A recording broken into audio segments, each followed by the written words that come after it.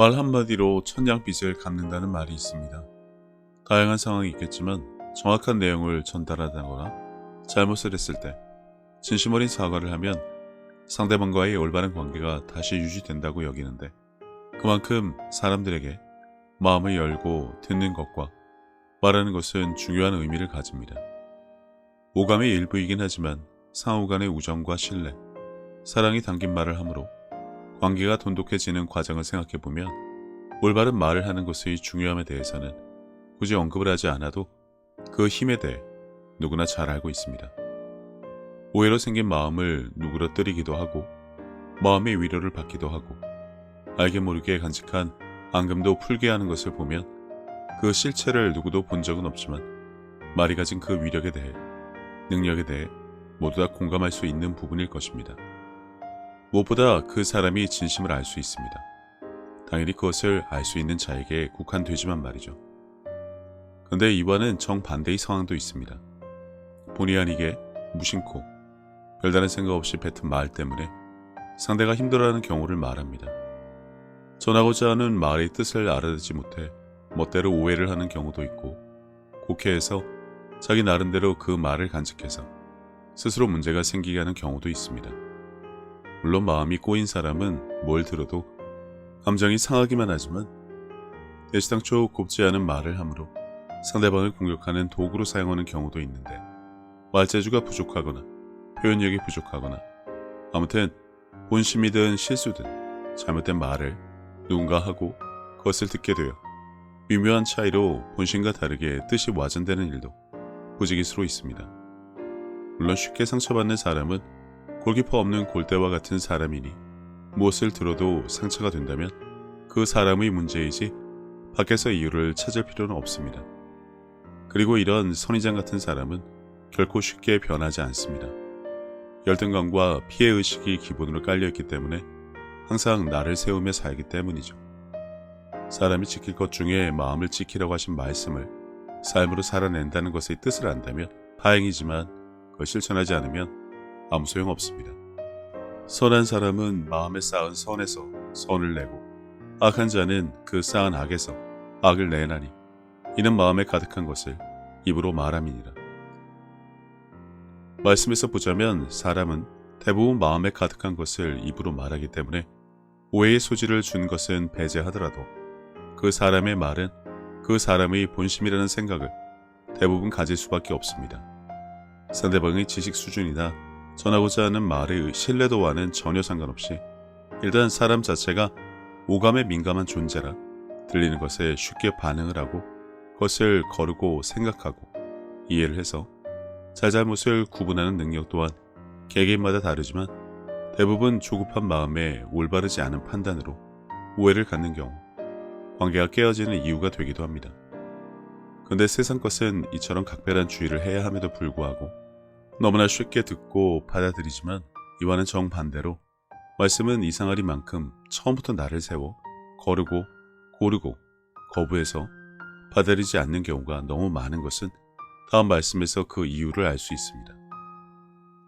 이 백성들의 마음이 완악하여져서 그 귀는 듣기에 둔하고 눈은 감았으니 이는 눈으로 보고 귀로 듣고 마음으로 깨달아 돌이켜 내게 고침을 받을까 두려워함이라 하였느니라. 말씀은 사람의 골수를 찌르고 쪼개는 능력이 있어 마음이 바위같이 굳은 사람도 말씀을 듣고 변한 경우를 수없이 볼 수 있어 말씀이 진리인 것은 알지만 세상이 주는 것들에 너무나 익숙한 나머지, 그리고 그것이 더 좋기 때문에 부모의 훈계와 같이 듣기도 행하기도 따르기도 싫다는 표현이 더 맞을지도 모르겠지만 무엇이든 간에 내 귀에 듣기 좋은 상대방의 말을 들어야 안심을 하고 오해를 풀고 기분이 좋아지는 오감과 기분과 감정에 너무나 익숙한 사람들에게 진리의 말씀을 영으로 받아들여 사람이 변하고 바뀌는 일은 그리 흔하게 일어나지 않습니다. 그러므로 믿음은 들음에서 나며 들음은 그리스도의 말씀으로 말미암았느니라. 자주 언급을 합니다만 여기서 말씀하시는 들음은 세상에서 말하는 듣기 원하는 것을 내가 골라서 듣는 단순한 청취를 말하는 것이 아닙니다. 이 말씀 때문에 주일 예배는 무슨 일이 있어도 교회 가서 앉아 설교를 들어야 믿음이 생기는 것으로 착각하는 크리스천들도 많은데 머리와 생각으로 말씀을 들으면 그건 마음에 쌓이지도 않고 일주일만 지나도 지난주 설교가 뭔지 대부분 다 잊어버리기 일쑤죠. 마음에 담는다는 것, 붙잡는다는 표현을 간혹 사용하는데 성경에 수주는 말씀은 단순한 권고사항이 아닌 명령으로 여긴다면 그것을 마음에 새겨야 한다는 것으로 받아야 올바른 이해를 가질 수 있습니다. 생각과 판단의 기준은 무조건 말씀에서 주신 것이 가장 기본이 되어 그 사람의 반석이 되어야 하는데 별다른 노력 없이 단지 흘려 듣거나 들었으니 알아서 믿음이 생긴다거나 마음에 쌓이는 일은 결코 없습니다. 믿기보다는 따지고 이해하려고 들어 지적인 동의, 지식으로 받으려고 하는 어리석음이 그 원인이기도 합니다. 말하고 생각하고를 계속해서 반복하며 그것을 행동으로 옮기는 가운데 그 말씀은 나의 것이 됩니다. 하지만 말하고 행동하는 것을 보면 말씀이 이 사람을 움직이고 있다는 것이 보여야 하는데 아쉬운 경우가 너무 많습니다. 기분 나쁜 누군가의 말을 듣고 마음으로 곱씹어 오해와 미움이 쌓이는 것과 같은 이치입니다만 그 기본이 되는 재료인 말씀은 완전히 차원이 다른 것입니다. 진리이며 사는 것이 원동력이 되는 것입니다. 그러니 듣는다는 것은 설교를 통해 성경에 대한 뜻풀이를 귀담아 들어 그것을 각자의 지식으로 가지고 있으라는 것이 아닙니다. 이식수술을 하라는 표현이 더 이해가 된다면 그렇게 받으시면 됩니다. 말씀을 듣고 들은 그 말씀을 행하지 않으면 그 사람은 말씀을 들었다고 결코 할 수 없습니다. 영어 수업 중에 수학을 푼 사람과 다를 바 없죠. 듣기만 했지 남은 것이 없습니다. 마음이 콩밭에 가 있다는 표현도 적당히 어울릴 것 같고요. 너희는 나를 불러 주여 주여 하면서도 어찌하여 내가 말하는 것을 행하지 아니하느냐. 하지만 대부분의 크리스천들은 이러한 삶을 살고 있습니다. 세상의 흔하디 흔한 소문도 쉽게 듣고 마음에 담아 다시 입으로 옮기는 일을 하면서 마음에 품고 울고 웃고 화를 내기는 그토록 쉽게 하는데 정작 성경 말씀에 대해서는 그런 반응을 하지 않는다는 것이죠. 고양이 목에 방울을 다는 것이라 생각하는지 원래 실천하는 것이 더디고 게을러서 그런지 모르겠지만 아무튼 나에게 이득이 되고 듣기 좋은 말만 듣고 나머지는 귀를 닫아버리면 그나마 다행이지만 자신이 알고 있는 지식과는 다르다는 이유만으로 배척을 하거나 따지거나 심지어 반감을 품기도 합니다. 심지어 옳고 그름에 대한 토론이나 내 주장이 맞다는 진흙탕 싸움을 하는 상황이니 진도가 나가지를 않습니다. 이처럼 들은 말씀을 행하는 수준에 이른다는 것은 이상하리만큼 넘어야 할 산이 아주 많아 보입니다. 이는 전하는 이의 잘못도 있을 수 있겠지만 무엇보다 듣는 자의 태도에 있습니다. 말씀에는 어떠한 경우라도 잘못이 있을 수 없으니까요. 들으려 하는 마음이 없다는 것이 더 정확한 표현 같습니다. 물론 듣습니다. 청취는 합니다. 라디오나 텔레비전, 설거지나 청소하면서 배경음악처럼 틀어놓듯이 그냥 듣기만 하면 이런 일이 생긴다는 것이죠. 지금 내 상황에 별로 도움이 되지 않으면 무엇이든 흘려버리듯 단지 관심이 없을 뿐입니다. 간혹 마치 나 들으라고 하시는 말씀이라며 감동받았다, 은혜 받았다는 뜻 모를 이야기를 하지만 결국 그것조차 마음에 오래가지 않습니다.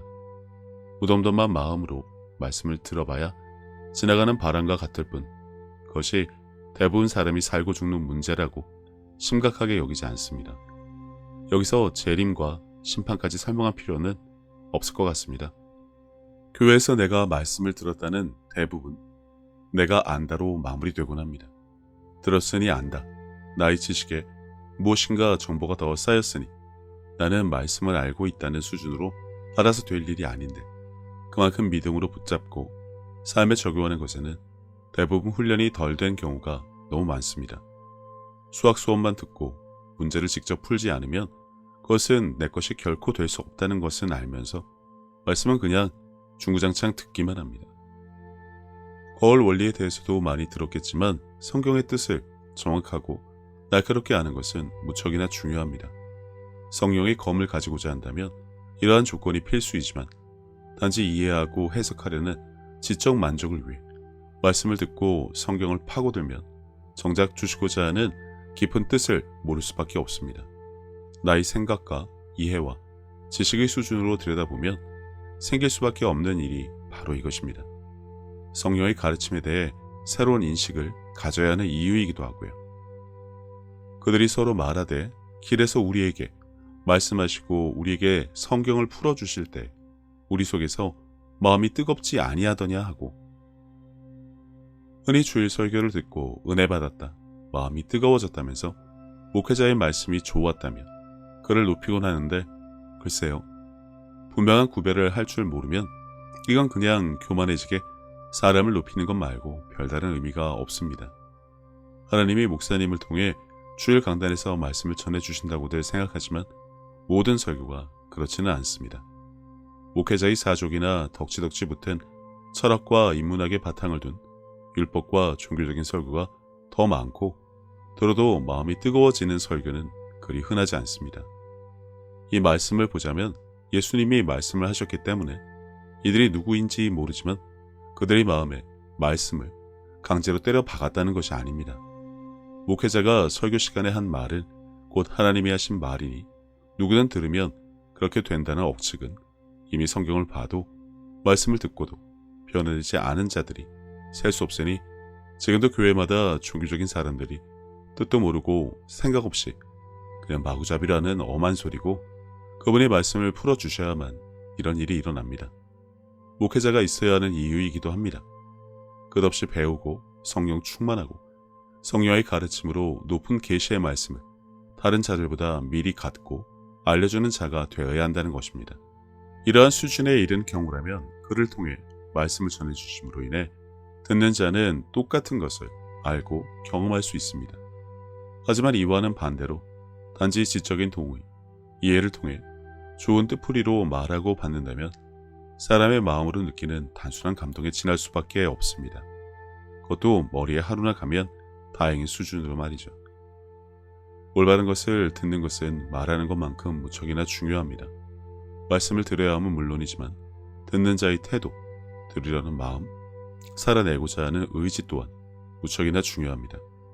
더더욱 중요한 것은 말씀은 성령님으로부터 가르침을 받아야 하고 직접 받지 못하는 수준이라면 그런 목회자를 통해 높은 계시의 수준에 있는 올바른 것을 들어야 장성한 자가 될 수 있습니다.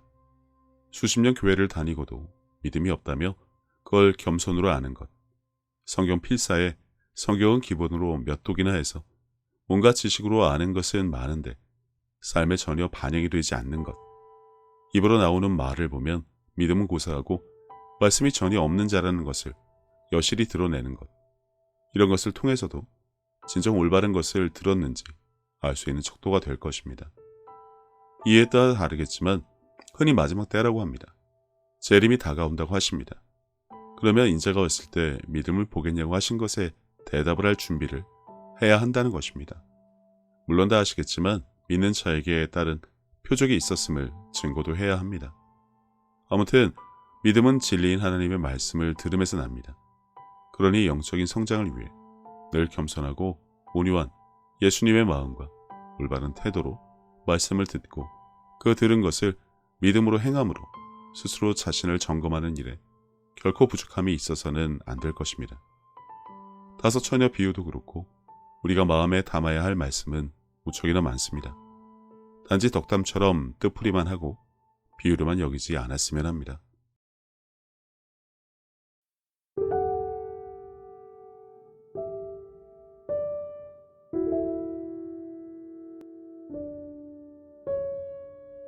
예수님께서는 내 마음을 다하고 목숨을 다하고 뜻을 다하고 힘을 다하여 주 너의 하나님을 사랑하라 하신 것이요.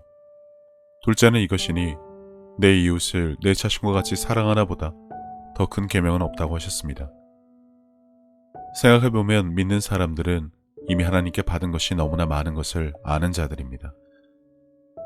예수님을 통해 죄사함과 구원을 받은 것부터 시작해서 살아 숨을 쉴 수 있는 공기와 바람, 맑고 푸른 하늘과 마실 물, 그리고 땅과 그 위와 아래의 많은 것들, 이미 오래전부터 내 주변에 있어 왔으니 당연한 것으로 여기며 우리는 여전히 값없이 공짜로 받아 그것들이 감사함을 잊고 살기는 했지만 그런 것 말고도 하나님으로부터 받은 사랑과 평안에 대해 생각하자면 끝이 없습니다. 하지만 사람은 하나님으로부터 받은 그 많은 은혜를 갚을 방법이 없습니다. 그래서 하나님께서는 내 이웃을 내 몸같이 사랑하는 것으로 그것을 대신 갚으라고 하신 것인지도 모릅니다. 그리고 지극히 작은 자에게 한 것이 곧 하나님께 한 것이라고 하셨으니 그분의 은혜를 알고 그분을 닮아가는 삶을 살아가야 한다면 지금 내가 살아가는 삶의 방향이 하나님과 나의 이웃을 사랑하는 올바른 길 위에 있는 것인지 한 번쯤 점검해 봐야 하지 않나 싶습니다.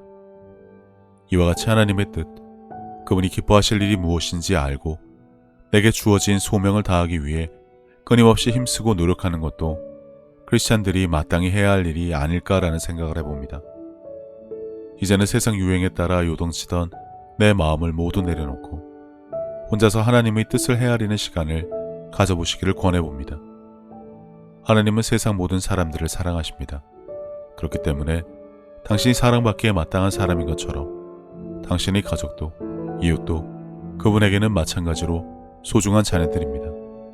당신이 어려운 상황을 겪었을 때 하나님께서 당신의 삶에 관여하실 수 있도록 마음의 문을 열고 그분을 신뢰하며 동행하는 삶을 살아왔듯이 이제 당신도 다른 사람들에게 먼저 다가가서 손을 내미는 귀한 삶이 되어주시기를 바랍니다.